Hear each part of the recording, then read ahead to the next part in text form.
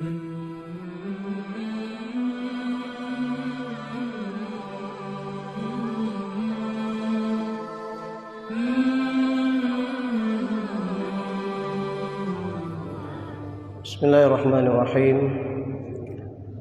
Assalamualaikum warahmatullahi wabarakatuh. Waalaikumsalam warahmatullahi wabarakatuh. Alhamdulillah.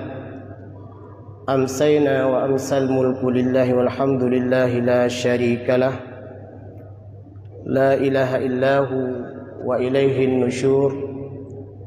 Amsayna ala fitratil islam wa kalimatil ikhlas wa ala dini nabiyyina Muhammadin sallallahu alaihi wasallam wa ala millati abina Ibrahim hanifa wa ma kana minal musyrikin.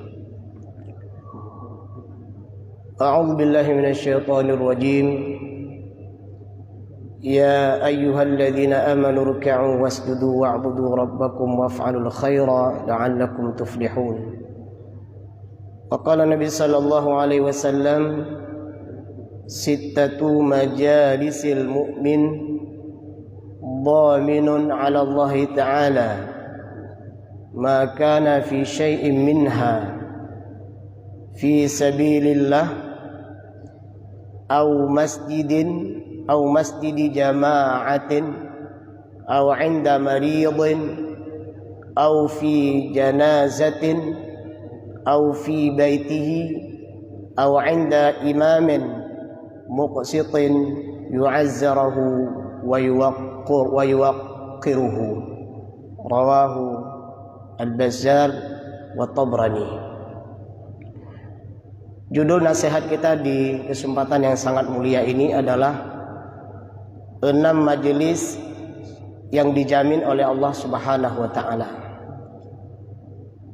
Semua kita menginginkan bahwa dimanapun kita berada, kita ingin dicintai oleh Allah Subhanahu wa ta'ala. Dimanapun kita bekerja, berbuat, kita ingin mendapatkan ridha Allah Subhanahu wa ta'ala. Apapun yang kita lakukan, kita ingin mendapatkan jaminan kebaikan dari Allah Subhanahu wa ta'ala.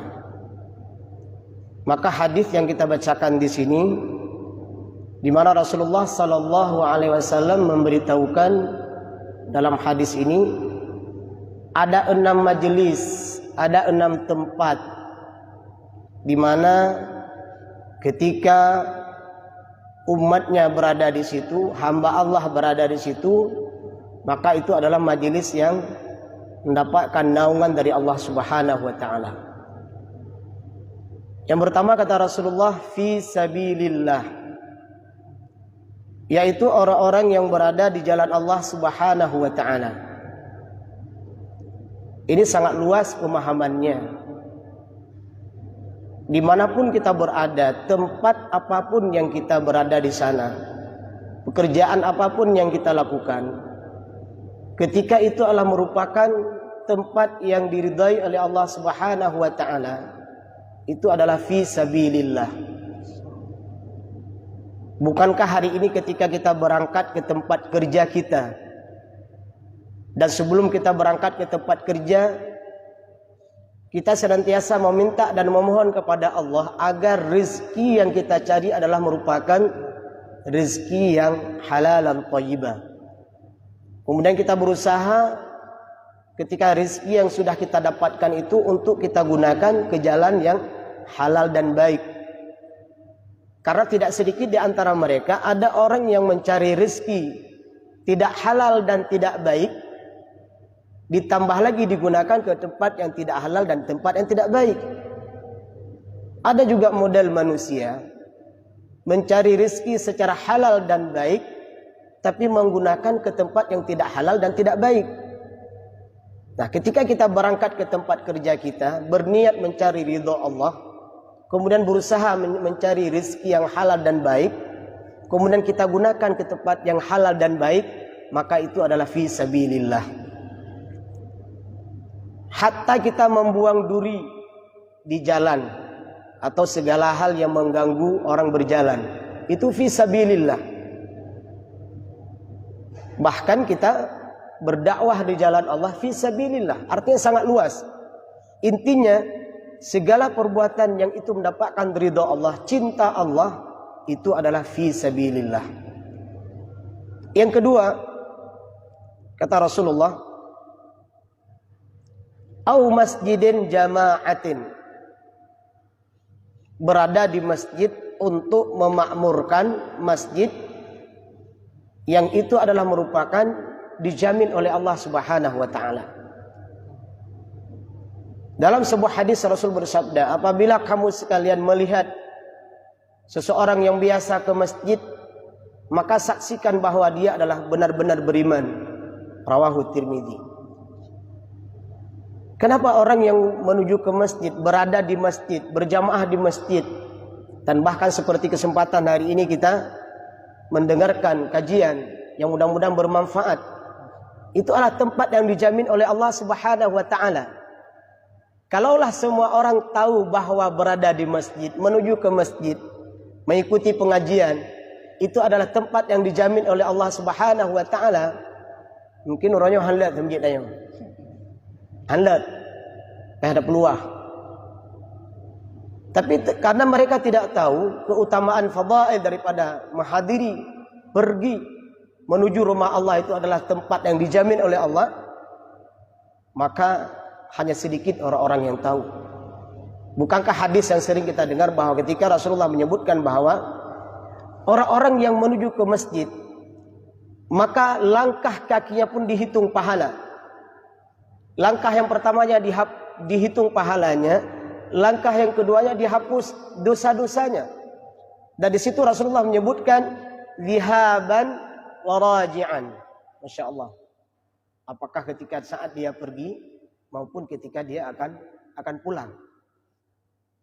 Dan mudah-mudahan di antara momen Allah mencabut nyawa kita, salah satu momennya mudah-mudahan saat kita melangkahkan kaki kita ke masjid, ke rumah Allah Subhanahu wa taala.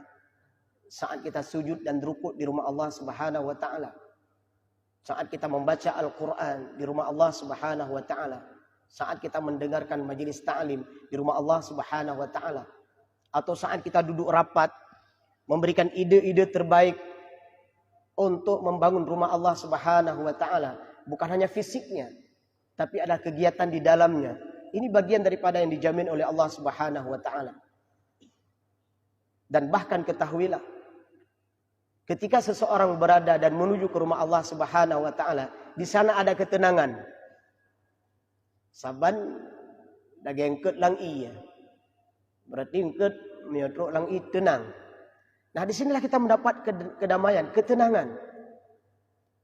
Banyak orang ketika punya masalah, tapi bukan ke masjid, tapi ke tempat-tempat yang terkadang setelah dia pulang, itu tidak menyelesaikan masalahnya.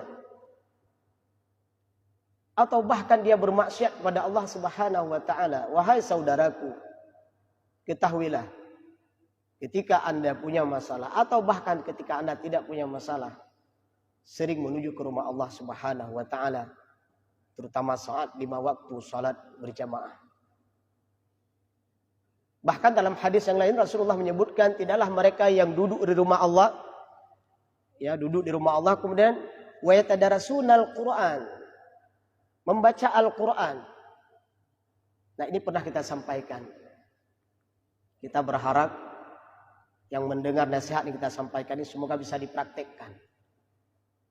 Di antara kegiatan yang berguna, yang bermanfaat, setelah setiap habis sholat 5 waktu berjamaah, kalau tidak ada ceramah seperti ini, maka imam dan para imam rawatib hendaklah mereka duduk-duduk dan saling mempelajari Al-Quran.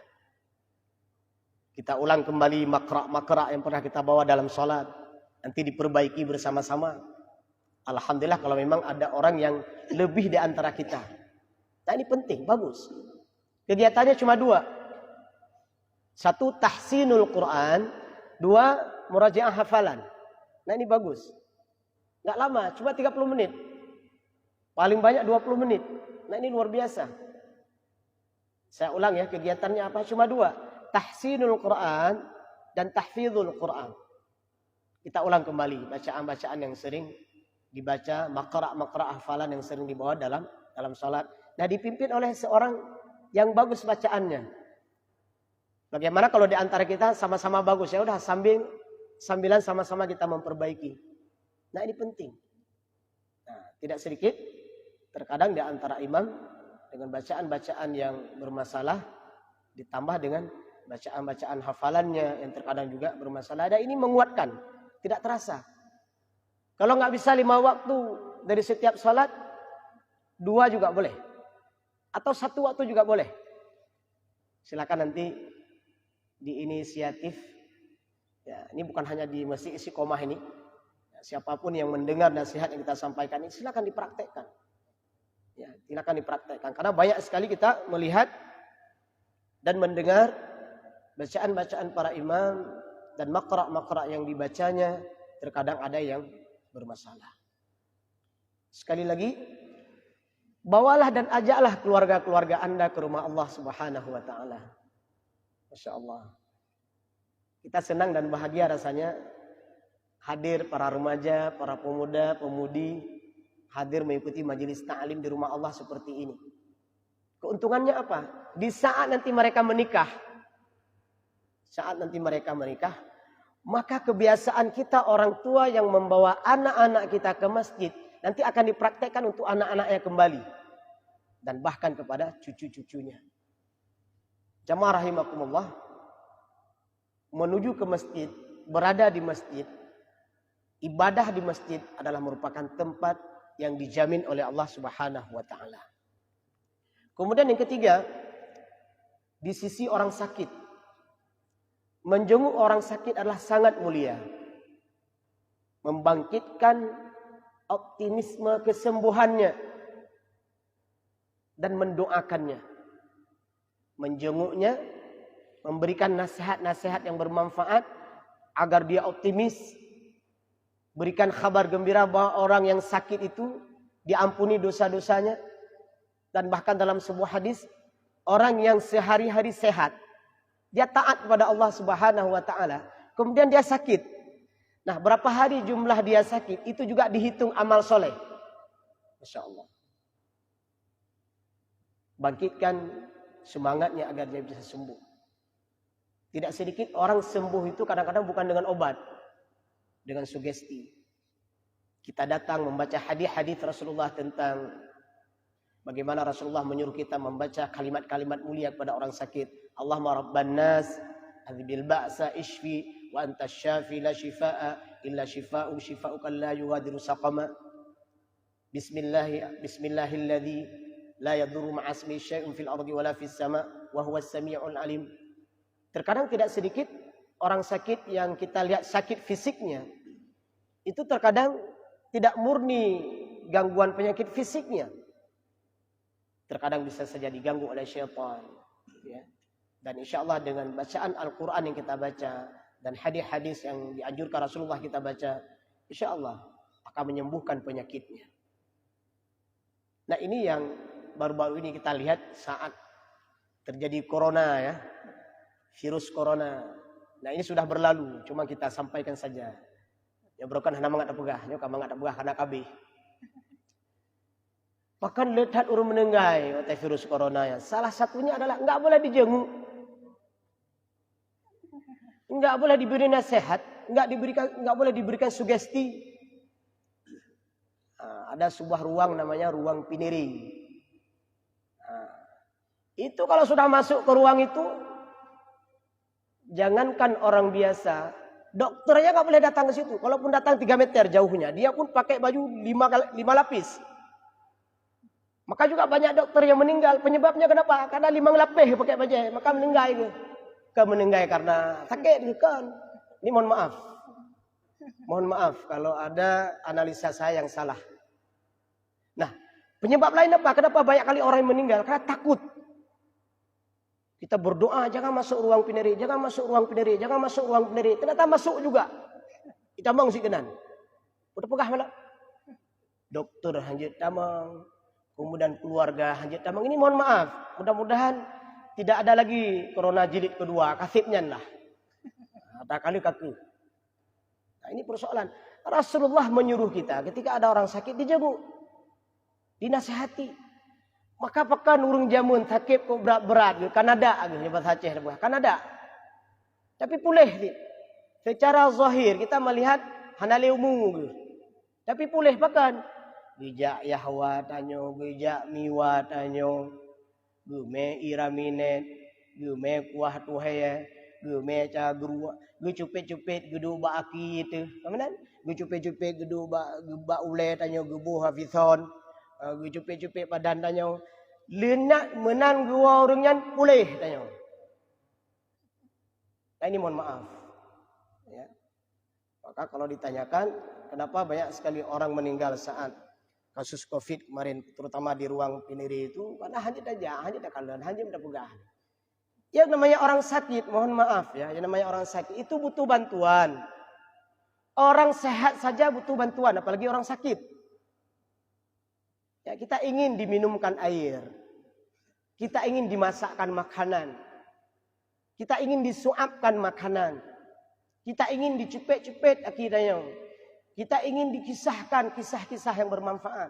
Dan bahkan kita ingin dipeluk. Tengok dalam pelukan kok ya. Hai promo, lapo bentala. Bentuk dalam pun. Ya amdo rezeki ya awaju hanjut. Hanjut. Yang jut wah, yang jut peluk. Nah itu kesembuhan. Anak-anak kita yang sakit panas, demam. Itu dipeluk oleh orang tuanya. Dibuka bajunya. InsyaAllah sembuh dengan izin Allah tentunya. Ya. Nah ini sunnah. Sunnah Rasulullah. Bagaimana dalam sebuah hadis itu seorang muslim yang mengunjungi saudaranya sesama muslim, dia senantiasa berada dalam khurfatul jannah kata Rasulullah. Sampai pulang dari kunjungannya itu bertanya seorang sahabat, apa maksud khurfatul jannah itu ya Rasulullah sallallahu alaihi wasallam? Rasul menjawab, taman surga yang buah-buahnya masak dan ranum. Hadis riwayat Muslim. Mereka yang berada di sisi orang sakit. Tapi juga perlu peraturan. Dalam rumah sakit kalau sudah ditulis lebih hedro, peh dapat teh. Be ada mang dipluhuro, karena hansip nafah urun sakit. Nah, ini penting. Menjaga adab ya. Ini kan ada adabnya juga. Saat berkunjung tidak berbicara besar-besar ya, kemudian tidak membuat keributan. Nah, ini penting juga. Kadang-kadang pihak rumah sakit sudah membuat peraturan. Nah, orang-orang yang berkunjungnya yang kadang-kadang nggak tahu peraturan atau tidak mau tahu peraturan, ini penting. Kemudian jangan sekali-kali ketika kita mengunjungi orang sakit mengucapkan kalimat-kalimat yang membuat dia putus asa. Nah, ini mohon maaf. Maka hati-hati kalau kita pun punya penyakit, jangan dicurhat pada semua orang. Lan sakit dong. Katiga minggunya, ipreh-prehnya, kakemang bataku. Bijak orang kena enggak pegang. Bertana si orang lengan. 2 orang kemudian meninggal lagi. Itu enggak boleh diucapkan kalimat itu. Kenapa? Itu kan membuat putus asa orang yang sakit. Jangan sampaikan. Apalagi kita bukan seorang dokter pun. Dokter bukan, tabib bukan. Nah, ini hati-hati. Maka sunnah Rasulullah apa? Disuruh beri semangat. Disuruh beri semangat. Semoga Allah mengampuni dosa-dosa Anda. Semoga Anda cepat sembuh. Ya. Nah, ini tempat yang mulia. Maka bagi mereka yang berada di sisi orang sakit, ketahuilah itu tempat yang dijamin oleh Allah. Rawatlah mereka. Apalagi itu orang tua kita. Masya Allah. Keempat, di tempat jenazah. Tiada seorang mukmin yang mentakziahkan saudaranya yang mengalami suatu musibah, melainkan Allah memberikan kepadanya pakaian-pakaian kemuliaan pada hari kiamat. Rawahu Ibnu Majah. Sunnah Rasulullah ketika ada saudara kita yang musibah, kata Rasulullah, penuhi kain kafannya. Artinya apa? Bantu mereka. Entah memberi kain kafannya kalau saudara kita meninggal, memberi makanan, memberi minuman, sehingga membuat dia tidak bercapek-capek dan bersibuk-sibuk dengan sesuatu yang tidak bermanfaat. Dan kita datangi mereka, berikan nasihat. Dan di sini Rasulullah menyebutkan bahwa tidak mesti di rumah, di mana saja kita berjumpa dengan orang-orang yang mendapatkan musibah, sampaikan nasihat, kesabaran. Inna lillahi wa inna ilaihi raji'un. Kita ini dari Allah, akan kembali kepada Allah. Semoga keluarga yang ditinggalkan diberikan ketabahan. Kemudian mereka yang menghadap Allah diberikan nikmat surga, diampuni dosa-dosanya. Kita nasihati keluarga yang ditinggalkan agar tetap menjaga kesolehan, menjalin silaturahim kepada orang-orang yang sahabat daripada orang tuanya yang selama masih hidupnya. Itu kita berikan nasihat kepada mereka. Dan yang terakhir adalah khairukum li ahli wa ana khairukum li ahli, rawahu Ibnu Asakir. Orang yang berada di rumahnya, Masya Allah. Ketahuilah ketika Anda berada di rumah Anda, itu adalah tempat yang dijamin oleh Allah Subhanahu wa taala. Pertanyaannya adalah, ketika Anda berada di rumah Anda, apa yang Anda lakukan? Nah, ini yang jadi masalah, ya. Kadang-kadang orang berada di rumah tidak mendatangkan cinta Allah. Maka di dalam rumah kita, bantulah pekerjaan-pekerjaan rumah tangga kita. Seorang suami boleh mencuci piring, boleh mencuci baju, ya, boleh memasak. Jadi salah kalau pemahaman bahwa hanya istri yang boleh cuci baju, hanya istri yang boleh cuci piring. Itu salah. Bantulah mereka. Bantulah pekerjaan-pekerjaan rumah tangga kita. Saling bekerja sama membantu rumah tangga kita. Ya, memasak makanan, mengantar anak kita, menjemput anak kita, menyapu rumah. Bahkan bila perlu seorang suami mampu memasak untuk istrinya. Ini luar biasa. Seorang suami yang the best of the best. Ini luar biasa. Artinya apa? Lakukan perbuatan yang baik di rumahmu. Ajarkan nilai-nilai keislaman di rumahmu. Ajarkan adab kepada anakmu. Ajarkan nilai-nilai Islam kepada istrimu. Berkumpullah di rumah Anda membaca Al-Quran, membaca hadis-hadis sahih, kemudian membaca sirah-sirah nabawiyah. Ajarkan nilai-nilai kemuliaan dalam keluarga Anda. Karena ketahuilah, berada di rumah bagian daripada tempat yang dijamin Allah Subhanahu wa taala. Terakhir ada satu lagi lupa ini. Masya Allah. Ini yang terakhir. Masih ada waktu. Iya. Berada di sisi pemimpin yang adil, didukung dan dihormatinya. Masya Allah. Anda seorang ajudan. Seorang ajudan di samping seorang pemimpin. Bersyukurlah Anda kalau pemimpin Anda itu adil. Maka dukunglah dia, bantulah dia.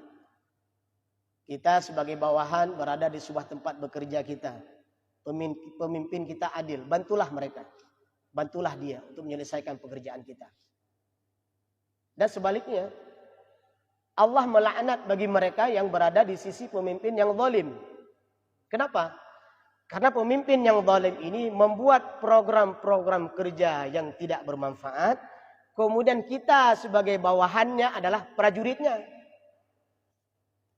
Ajak gede siat, kak cok peng harum gede siat. Ajak tanya, pada hati haibi ya. Haibi hati sebenarnya. Kajak aju, dah udah kerja lehin orang, kajak aju. Jak tanya. Dia tajak yang tanya antara ya nyongangkan tacok sih. Itu kan sesuatu yang tidak nyaman. Atau tidak sedikit di antara mereka bekerja di sebuah tempat, gara-gara bekerja di tempat itu salat aja nggak sempat. Nah, ini berbahaya. Karena atasannya melarang dia. Teman-teman yang ya tempat kerja, bukan tempat semayang. Dan hati-hati kalau ada pemimpin seperti ini. Ini pemimpin zalim. Ya. Maka pastikan saat kita bekerja, saat kita berbuat, bahwa yang atasan kita itu adalah orang yang baik, orang yang taat, orang yang soleh. Sekaligus kita menyeru di sini bahwa jadilah Anda pemimpin yang soleh, pemimpin yang alim, pemimpin yang baik, pemimpin yang jujur, pemimpin yang ikhlas, sehingga bawahan-bawahan Anda adalah menjadi orang-orang yang baik karena keberadaan Anda. Karena sekali lagi, di sisi pemimpin yang adil, pemimpin yang baik, pemimpin yang soleh, pemimpin yang taat, sesungguhnya itu adalah tempat yang dijamin oleh Allah Subhanahu wa taala. Semoga Allah merahmati kita, senantiasa berada di jalan Allah, di masjid berjamaah, di sisi orang sakit, di tempat jenazah kita bertakziah, ada rumah duka yang mereka ditimpa musibah, kita membantunya dengan kemampuan yang kita miliki, atau kita berada di rumah kita. Dan terakhir adalah di sisi pemimpin yang adil, yang itu adalah merupakan tempat yang dijamin oleh Allah Subhanahu wa taala. Alhamdulillahirabbil alamin. Subhanakallahumma bihamdik asyhadu an la ilaha illa anta astaghfiruka wa atubu ilaika. Assalamualaikum warahmatullahi wabarakatuh.